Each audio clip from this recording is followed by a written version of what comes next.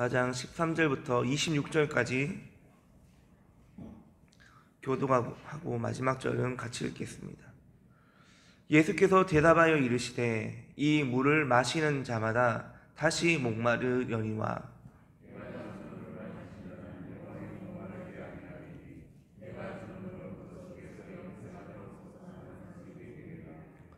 여자가 이르되 주여 그런 물을 내게 주사 목마르지도 않고 또 여기 물 기르러 오지도 않게 하옵소서. 여자가 대답하여 이르되 나는 남편이 없나이다. 예수께서 이르시되 네가 남편이 없다 하는 말이 옳도다.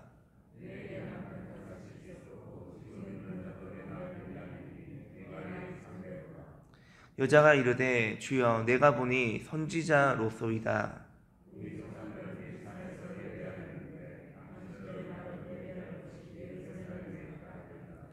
예수께서 이르시되 여자여 내 말을 믿으라. 이 산에서도 말고 예루살렘에서도 말고 너희가 아버지께 예배할 때가 이르리라.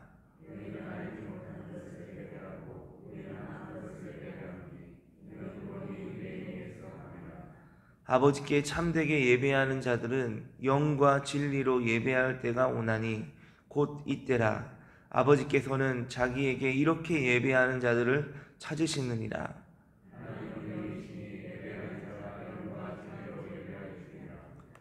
여자가 이르되 메시아 곧 그리스도라 하는 이가 오실 줄을 내가 아노니 그가 오시면 모든 것을 우리에게 알려주시리이다. 예수께서 이르시되 네게 그니라 하시니라. 사람의 몸은 70% 정도가 물로만 이루어졌다고 합니다. 그런데 우리 몸 안에 물이 1, 2%만 모자라도 심한 갈증을 느끼게 되고 또 5% 정도가 없으면 반혼수 상태에 빠진다고 합니다. 그리고 몸의 12%를 잃으면 생명을 잃을 수 있다고 합니다. 사람은 음식을 먹지 않고는 4주에서 6주 정도 생존이 가능하지만 물을 마시지 않으면 신진대사가 원활하게 이루어지지 않아 체내의 독소를 배출시키지 못하여 자가 중독을 일으키고 일주일 정도 지내다가 사망한다고 합니다. 그래서 육체의 건강을 위해서는 반드시 물을 마셔야 한다고 합니다. 하지만 예수님은 오늘 본문에서 또 다른 물에 관해서 이야기를 하십니다. 이 우물가에 물 기르러 온 사마리아 여인에게 예수님은 내가 주는 물이 있다 라고 말씀합니다. 우리 13절과 14절 말씀 같이 읽겠습니다. 예수께서 대답하여 이르시되 이 물을 마시는 자마다 다시 목마르려니와 내가 주는 물을 마시는 자는 영원히 목마르지 아니하리니 내가 주는 물은 그 속에서 영생하도록 솟아나는 샘물이 되리라. 아멘. 자, 여러분 13절에 보면 이 물을 마시는 자마다 이 물이 있습니다. 이 물. 그리고 14절에 내가 주는 물을 마시는 자는 내가 주는 물이 있습니다. 자, 예수님은 지금 13절에서 말하는 이 물, 우물가에 있는 그 물, 우리가 마시고 있는 생수를 말하는 겁니다. 그 물만 먹지 말고 내가 주는 물을 먹으라고 말씀합니다. 육체의 갈증을 해소하기 위해서 이 물을 먹듯이 내 영혼의 갈증을 해소하기 위해서는 내가 주는 물을 먹으라는 것입니다. 그 물은 마실 때뿐이고 아무리 많이 마셔도 내 영혼의 갈증을 해결하는 데는 도움이 되지 않습니다. 사람은 영적인 존재이기 때문에 영적인 갈증을 해소해주는 예수님이 주시는 물을 마셔야 가장 행복하게 살 수 있습니다. 예수님이 주는 물을 먹기 전까지의 인생이 어떤 것인지 사마리아 여인을 보면 알 수가 있습니다. 이 여인은 지금 6번째 남자와 살고 있습니다. 남편이 5이 있었습니다. 그리고 지금 살고 있는 남자도 이 여자의 남편이 아닙니다. 이 여인의 삶은 실패의 연속이었습니다. 부부 생활에, 가정 생활에 이렇게 실패하면서 살아오는 동안 이 여인이 얼마나 많은 기구한 일들을 겪었을까요?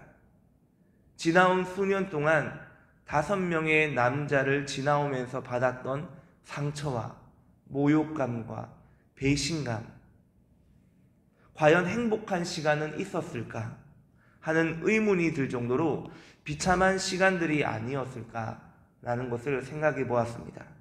이번에는 좋아지겠지, 이번에는 인생의 갈증이 해결되겠지 하면서 새로운 남자를 찾고 또 찾았지만 목마름이 사라지지 않았습니다. 예수님 당시에는 결혼하지 않고 남녀가 함께 사는 것은 큰 범죄 행위였습니다. 이 여인이 지금 살고 있는 남자가 네 남편이 아니라는 말은 지금 이 여인은 죄 속에서 하루하루를 살고 있었다는 것입니다. 이 여인이 물 기르러 온 시간은 제6시입니다. 제6시는 제일 더울 때인 낮 12시를 의미하는 겁니다. 남자 관계가 이렇게 복잡한 여자를 누가 좋아하겠습니까? 그래서 이 여인은 아무도 물 기르러 오지 않는 햇볕이 쨍쨍 내리쬐는 시간에 물을 기르러 가게 됩니다. 계속되는 가정의 실패와 목마름, 그리고 죄에 찌든 삶을 갖고 물을 기르러 간 것입니다. 이것이 이 여인의 삶이었습니다. 그런데 이 사마리아 여인을 유심히 관찰해 보면 불신자가 아닌 것처럼 보여집니다. 19절에 보면 이 여인은 예수님을 선지자로서이다, 예수님을 선지자로 알아봅니다. 그리고 20절에서는 예배에 관한 이야기를 합니다. 그리고 25절에 보면 우리 25절 같이 읽겠습니다. 여자가 이르되 메시아 곧 그리스도라 하는 이가 오실 줄을 내가 아노니 그가 오시면 모든 것을 우리에게 알려주시리이다. 아멘. 자, 우리가 지금 초림하신 예수님을 믿듯이 이 여인은 당시에 앞으로 오실 메시아를 알고 있었고 믿고 있었습니다. 자, 이 여인의 상황에서는 이 여인이 믿는 앞으로 오실 메시아는 우리가 믿고 있는 초림하신 예수님입니다. 근데 이 당시에 메시아가 오실 거라는 구약의 예언들이 있었는데 이 여인은 그걸 알고 있었습니다. 앞으로 오실 메시아가 있다는 것을.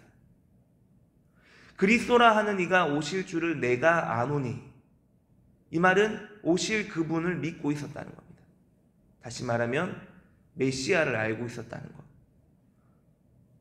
좋은 신앙이라고 말하기는 어렵지만 나름대로 신앙이 있었던 여인인 것 같습니다. 그리고 20절부터 예배에 관해 질문하는 것을 보면 이 여인은 그래도 나름대로 자기 나름대로 안식일도 지키려고 했던 것 같고 예배도 드리려고 했던 그런 여인인 것 같습니다. 18절부터 20절에 보면 너에게 남편이 있었고 남편 5이 있었고 지금 있는 자도 내 남편이 아니니 네 말이 참되도다. 여자가 이르되 주여 내가 보니 선지자로소이다. 우리 조상들은 이 산에서 예배하였는데 당신들의 말은 예배할 곳이 예루살렘에 있다 하더이다. 요한복음 4장에 나오는 이 사마리아 여인을 생각할 때마다 우리는 이 여인이 불신자가 아니라 나름대로 신앙이 있고 예배에 관심이 있는 예배자이진 않을까 하는 것을 고려해 볼 필요가 있습니다. 그도 그런 것이 예수님이 선지자라는 생각이 드는 순간에 이 여인의 첫 번째 질문은 예배에 관한 것이었습니다. 20절에 우리 조상들은, 나름대로 자신의 조상들이 율법에서 말한 것들을 이 여인이 기억하고 있습니다. 하나님을 예배하는 삶과 오실 메시아에 대한 믿음과 기대가 있었던 나름대로 신앙이 있다고 말할 수 있는 그런 여자입니다. 그러나 이런 여자의 삶이 피폐했습니다. 하나님을 믿고 있었습니다. 오실 메시아에 대해서 알고 있었습니다. 그리고 예배에 대해서 관심도 있었습니다. 그런데 왜 이 여인은 실패와 목마름과 죄 가운데 살아야 했을까요? 저는 설교를 준비하면서 이것을 질문해 보지 않을 수가 없었습니다. 왜 이 여인은 하나님을 알고 있고 나름대로 안식일도 지키려고 했던 여자인 것 같고 또 예배에 대해서 궁금증도 있고 조상들이 가르쳐준 율법도 알고 있고, 자, 그런데 왜 이 여인이 실패와 목마름 속에서 살아갔을까? 그 이유가 무엇일까? 라는 질문을 해보았습니다. 적어도 오늘 본문에서는 이 여인이 실패하면서 살았던 이유에 관해서 저는 이 여인이 하나님을 믿지 않아서가 아니라 예배에 실패했기 때문이라고 결론을 내려보았습니다. 그래서 예수님이 이 여인에게 23절에 보면 아버지께 참되게 예배하는 자들은 영과 진리로 예배할 때가 오나니 곧 이때라. 아버지께서는 자기에게 이렇게 예배하는 자들을 찾으시느니라. 하나님은 영이시니 예배하는 자가 영과 진리로 예배할지니라. 예수님이 이 여인에게 예배에 관해서 가르쳐 줍니다. 예배는 이렇게 드리는 거야. 영과 진리로 드리는 거야. 아버지께서는 영과 진리로 예배하는 자들을 찾으신다. 그런 예배자가 되어야 돼. 여인은 예배에 관해서 장소적인 문제를 질문했습니다. 이 산에서 드립니까? 저 산에서 드립니까? 예루살렘에서 드립니까? 그러나 예수님은 예배의 장소, 형식이 아니라 예배의 본질을 이야기합니다. 진정한 예배는 이렇게 드리는 거야. 진정한 예배를 드릴 때만이 이 여인 안에 있는 그 목마름이 사라질 수 있다는 겁니다. 여러분은 매번 드리는 예배 때마다 진정한 예배를 향한 갈망이 있습니까? 그냥 습관적으로 자리에 앉아 있기만 한 것은 아닙니까? 예수님은 사마리아 여인에게 영과 진리로 예배할 때가 온다고 하셨고, 예배하는 자는 영과 진리로 예배해야 한다고 했습니다. 그리고 우리는 그 영과 진리로 예배하는 그 시대를 맞이했습니다. 우리는 어디서나 영과 진리로 예배할 수 있습니다. 이 영과 진리라는 말을 다른 번역에서는 진리의 영으로 예배해야 된다라고 번역했습니다. 여러분, 우리는 매번 예배할 때마다 진리의 영이신 성령의 인도를 따라 예배를 해야 됩니다. 우리가 예배를 드릴 때마다 우리의 생각을 내려놓고 우리의 감정을 내려놓고 내가 알고 있는 그 하나님이라는 것을 내려놓고 예배 가운데 임하시는 진리의 성령을 따라 하나님 한 분만을 바라보며 원팅하면서 예배할 수 있기를 바랍니다. 우리는 그러한 예배를 드릴 때만이 목마르지 않는 물을 마시는 것처럼 예배를 드릴 때마다 기쁨과 만족함을 누리게 될 것입니다.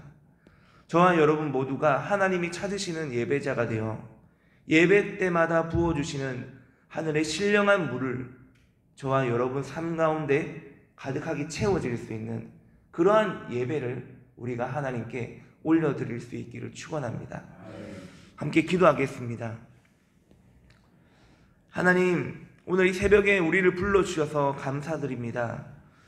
오늘 이 말씀을 통해서 우리 모두가 아버지께 목마르지 않는 예배, 우리의 영적인 갈증을 해결할 수 있는 예배, 그리고 하나님이 찾으시는 예배자가 있는 하나님이 원하시는 영과 진리로 드리는 참된 예배를 우리가 드리기를 간절히 원합니다. 하나님은 지금 이 땅의 수많은 교회에서 드려지고 있는 예배를 보고 계십니다. 그러나 그 중에서 아버지가 찾으시는 예배가 있다는 것 우리가 기억하며 아버지 마음에 흡족한 그런 예배를 온전히 올려드릴 수 있는 예배자로서 우리가 세워지게 하여 주시옵소서. 하나님, 우리가 예배할 때만큼은 우리의 모든 생각과 우리의 감정을 내려놓고 영이신 하나님께 온전히 집중하며 영과 진리로 진리의 영이신 성령을 따라 하나님께 온전한 예배를 드리기를 원합니다. 매번 드리는 예배지만 늘 새로움이 있는 그러한 예배가 되게 하여 주시옵소서. 하늘의 신령한 물을 받는, 새의 영을 받는 그러한 예배로 세워지게 해 주시옵소서. 하나님, 그리고 우리가 예배를 사모하는 마음이 매번마다 커지기를 원합니다.